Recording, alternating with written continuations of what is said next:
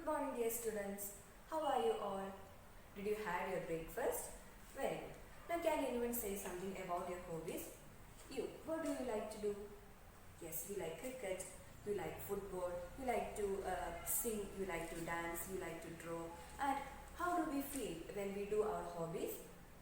Yes, we feel a kind of joy when we do our hobbies.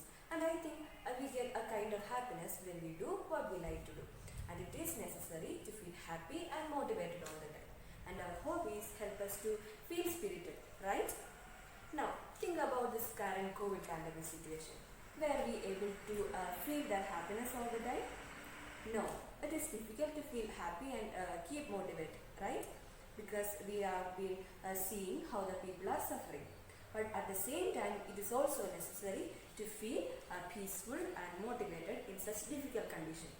Now, can anyone say a few of the values which help us to stay happy and motivated? Who can say that? Someone from the first bench? Can you say? Yes, very good. Love is an important value or virtue which help us to stay happy and motivated. And any other values? You? Yes, very good. Kindness. Kindness is another important value which a human need to possess. Kindness help us to live a peaceful life. If we are kind to the people around us, we will obviously become happy. Now, anything else? Yes, very good. There is truth. There is peace. Very good students. So these are a few values which help us to stay peaceful, happy and motivated, right? Now take your textbook, page number 42. Look at the picture. What do you see here? What did you think what the picture means? Can anyone share your opinion regarding the picture? Yes, you. What do you see here? Yes, there are two doves and there are people and there is a word or earth. And what does the dove signify? Yes, very good. Doves are the symbol of peace. And look at the people here. Are they standing apart? No, they are holding their hands together. Then what could it mean? It means they love or support each other. They care each other. And what can be the meaning of this picture? Yes, a beautiful life or a beautiful world is possible only through peace and love that we possess. Right? Very good. Human values and attitudes are most important in our life. So important that people are and should be ready to sacrifice almost anything to live with their values. Honesty, integrity, love, sacrifice, happiness, peace, and kindness are some of the end values or destination values that human beings seek to attain, practice, and live with. So dear students, why don't we play an interesting game? Okay, the title of the game is Find the Word. Find the word. Then what can be the game is about? Can anyone say? Yes, the game is about finding or guessing the right word. So I have a word in my mind and I will write a few letters of the word in the board. Now you can guess a few letters and say the right word from it. Are you ready? Okay, we will start here. The word which is in my mind has 7 letters. 1, 2, 3, 4, 5, 6 and 7. The word has 7 letters. The first letter is R. The second letter you have to find it. And the third letter is F. And the last letter is E. Now, who can say or who can suggest a few letters? Everyone? Yes, you. Can you say a word that a letter that can be in this word? M. M is not the right letter. Can you try once again? Very good. U. So U is in the word. Now someone else. Did you say E? Very good. E is in the word. So there are 3 E's in the word. Now you only have to find one letter. I know now you got an idea about which word is it. Yes, G. Which is the word? Refugee. This was the word which is in my mind. Now can you read it? R-E-F R-E-F-U-G-E-E, refugee.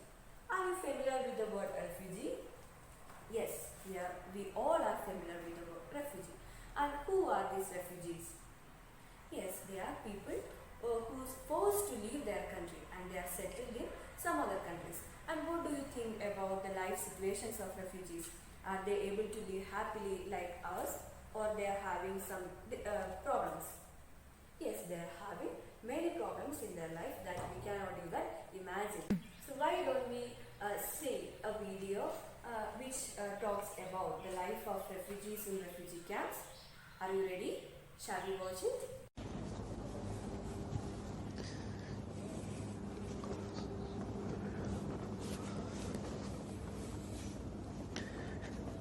أنا لا كنت أتوقع يوما من الأيام أن أقعد في خيمة وأنا أعيش هالعيشة هاي. كنت عايش إنسان كريم في سوريا، ولكن الأوضاع اللي خلتني أجي لهون وأشوف الوضع المأساوي اللي عشته هنا بفرنسا بالجنجل. نحن طلعنا من الحرب في سوريا، من تحت الضرب، من تحت القصف. كنا بالبحر، ظلينا 4 ساعات بالبحر بالغرق وساعة ونص سباحة. البحر اللي كان أخطر منطقة وأخطر شيء للاجئين السوريين بالأخص، اللي نص الشعب السوري عم يروح غرق في البحر لكي نلتجئ إلى أوروبا. معاملة أوروبا لنا تحت الصفر بوضعنا بأخص بهذا المكان. الحياة غير حياة مأساوية مأساوية مأساوية هنا. جو شتاء، الدنيا شتاء، رياح، الوضع صعب صعب صعب. نحن جايين نتعلم، جايين نعيش حياة تمام. So dear students, did you watch the video? What do you think about the life of refugees? Yes, they are living a very hard life. So today we will discuss a very new chapter from our new unit. The second unit, Bonds of Love, and our new chapter is Maternity by Lilika Nakos. The central theme of our lesson is that the lesson explores the life of refugees in the camp. The people are living under miserable condition, and the story focuses on a little boy, a boy in the same year as you, Mikali, whose name is Mikali, and the story explores the difficulties faced by Mikali and the sacrifices made by Mikali to keep his little brother alive. He has a very little brother, and now Mikali is an orphan. So shall we go to a session? Very good. Now before going to the session, let's have a quick look at the author of the story, who is Lilika Nakos. Shall we see it? Lilika Nakos was a great novelist, journalist, and short story writer. She was one of the first women writers of modern Greek. She is best remembered for her story collection titled Children's Inferno, Stories of the Great Famine in Greece. One of her best known novels, Love's Soul. So students, we saw a small description of our author, Lilika Nakos. Now take your notebook and write. Today we are going to discuss Maternity by Lilika Nakos.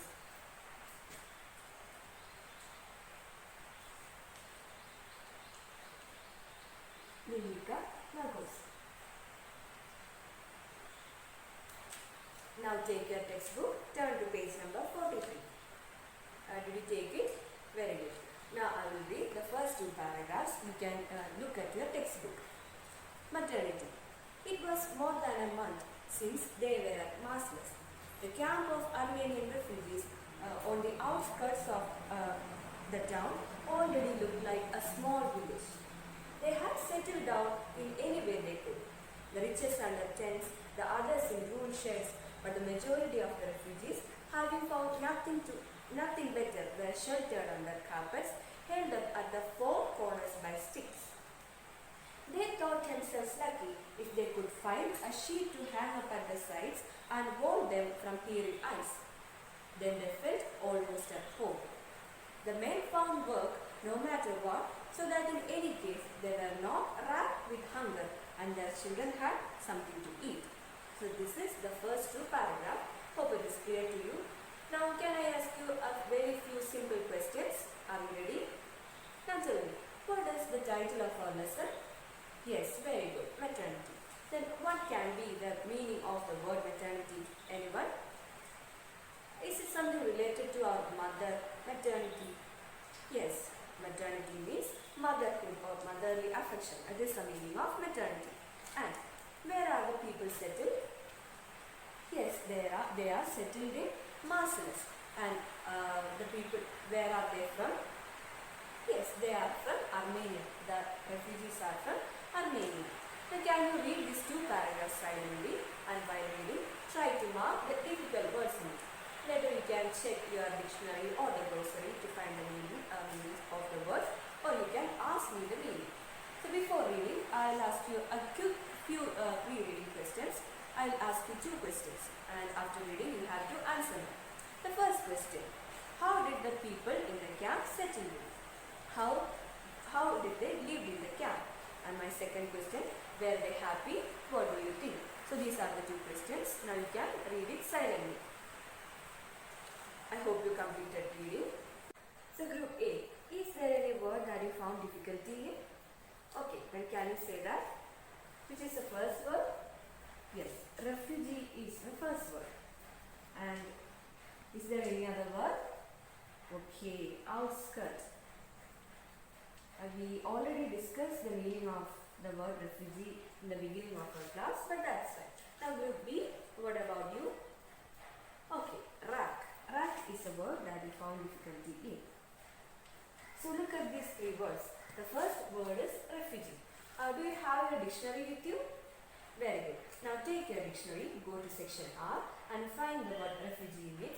There will be the meaning. Now both A and group B can do that. Who can say the answer? What is the meaning of refugee? Yes, very good. Refugee is a person who is forced to leave their country. Very good. Now the second word is outskirt. Now look at your text. The camp of Armenian refugees on the outskirts of the town already look like a small village. Outskirts of the town. And can you guess the meaning from the context? No idea? Okay, then I'll give you another example. My school is in Para, but I am living outside Para. My school is in Para, but my house is in the outskirts of Para. Then what could be the meaning of outskirts? Yes, very good. The meaning of outskirts is outside the city or place. So which is the third word? Yes, it is rack. And what can be the meaning of rack? Look at the text. The men found work no matter what, so that in any case they were not racked with hunger and the children had something to eat. Now imagine a situation where you are so hungry, but you have nothing to eat. You are very hungry. You are very, very hungry, but you have nothing to eat. How do you feel then? Yes, you feel very disturbed. You feel extreme pain. So the meaning of rack is causing extreme pain. It is the meaning of rack. Now let's see the meaning of rack in the PowerPoint. Rack, causing extreme pain, anguish or distress too. So we discussed the meaning of these three words. Now I asked you two questions before reading it, right? You remember it? Now group A, my first question was, how did the people in the camp settle? How the refugees settled in the camp? Can you answer it? Someone from group A? Yes, you. Yes, they were settled. Some of them were settled under tents. Some of them were in sheds. And a majority of the people under carpets. Very good. Sit down. Now group B, what do you think? Were they happy to live there? Very good. They were not at all happy to live in such a miserable condition. So we discussed the first two paragraphs. We discussed the meanings of the words. Now can anyone summarize the first two paragraphs? Who can do that? Yes, you. Can you summarize the first two paragraphs of our anecdote maternity? Very good. Sit down. Now someone from this group. Well done. Sit down. Both the representatives from both groups are done really well. Now, can you try to find a few prepositions, a few examples of preposition from the first paragraph? What is a preposition? Who can say it? Yes, very good. Prepositions are connecting words. So we can say preposition are words that is used before a noun, pronoun or a noun phrase to connect it with other words. Preposition is a word that is used before a noun phrase or a pronoun to connect it with other words. So if in that case, can you try to find the prepositions in the first paragraph? Can you say any two prepositions in it? Yes. Did you find it? Okay. Then can you say it? Yes, there is in and there is at. Very good. Now someone from this group, can you say a few preposition in the paragraphs? Yes, very good. There is O. Very good. Very good. So we discussed the first two paragraphs of the anecdote Maternity by Lilika Nakos, right? The anecdote Maternity, written by Lilika Nakos, explores the pitiful life led by refugees in the camp. The people live under miserable condition. It was very difficult for them to live a happy or normal life. Some of them were living under tents, a few of them were living under sheets, and a majority of the people, they were living under shabby carpets. And they found themselves lucky if they were able to get some clothes to cover themselves from the peering eyes of others. And the men found work no matter what, so they will not die of hunger. So this is what we discussed in the first two paragraphs. Now take your notebook. Did you take your notebook? Very good. Now can you attempt to write a write-up on the topic, the life of refugees? Can you write it? Okay, there is a slight change in the topic, the life of Armenian refugees. Can you write it? Can someone say what is a write-up? Are you familiar with it? Who can say? Yes, you. Very good. What is a write-up? Yes, it is a description. Very good. So write-up is a description about a place. It can be the description about a place, a character, a movie, or a book. So a write-up is something that we write about something that we like. Isn't that right? Now, how do we prepare a write-up? Does it have a format? What do you think? Yes, of course it has a format. And can anyone say the format of preparing write-up? Very good. There is a title. And what else? Yes, there are a few points to be included. And what are the points? So you have a vague idea about preparing write-up. Now let's see how we write a write-up. I'll show you the format of preparing write-up. Write-up. It is a written description or a review of something such as a book, character, film, etc. It usually contains the writer's point of view. Simple language is used throughout the analysis of the topic. Format of write-up. A suitable title, collaboration of the given topic, include related points or topics, organize the idea, natural style and appropriate words. So this is the format of preparing a write-up. So you should consider all these points while preparing the write-up. Students, we saw the format of preparing a write-up. Now can you attempt to prepare it? Take your notebook and write a write-up on the topic, Life of Armenian Refugees. Yes, I hope you completed writing. Now who can read it? Someone from this bench? Yes, you. Can you read it? Very good. Sit down. Now from this bench? Yes, you. Can you read it? Very good. Now remember the group we made? Group A and Group B. Exchange your books to each other, and students, you have to check the small corrections, small mistakes made by your friends. Mistake in grammar, punctuation, capitalization and all. Check the mistakes and give it back to your friends. So did you completed editing? Now you can give it back to your friends. Now sit in your groups and discuss the write-up that you prepared and modify it. Can you modify it? Group A and Group B, discuss it and modify it. So you completed modifying. Now who can read it? Who can read from Group A? Yes, you. The last bench. Can you read it? Yes, very good. Sit down. Now from Group B. Yes, you. Very good. Sit down. So the representatives from Group A and Group B presented the write-up really well. Let's give them a clap. Now I'll show you the write-up that I prepared based on the topic, the life of Armenian refugees. The life of refugees. A group of Armenian refugees were settled in the outskirts of Marcellus. They lived under miserable conditions. They lived in camps made up of tents and sheds, the richest under the tents, others in shabby sheds and under carpets. The men were ready to do any work so that they would not die of hunger. So students, today we discuss the first two paragraphs of the anecdote Maternity written by Lilika Nakos. The anecdote explores the life of Armenian refugees who are settled in Maslas and they are lived under very miserable conditions. Hope the two paragraphs are clear to you. And also we saw the format of preparing a write-up. Now before concluding our class, can I give you a homework? Take your textbook, turn page number 49. There is a pie chart given. You have to study the pie chart and try to answer the questions given below. So students, I hope the class is useful to you. Thank you. Let's meet tomorrow.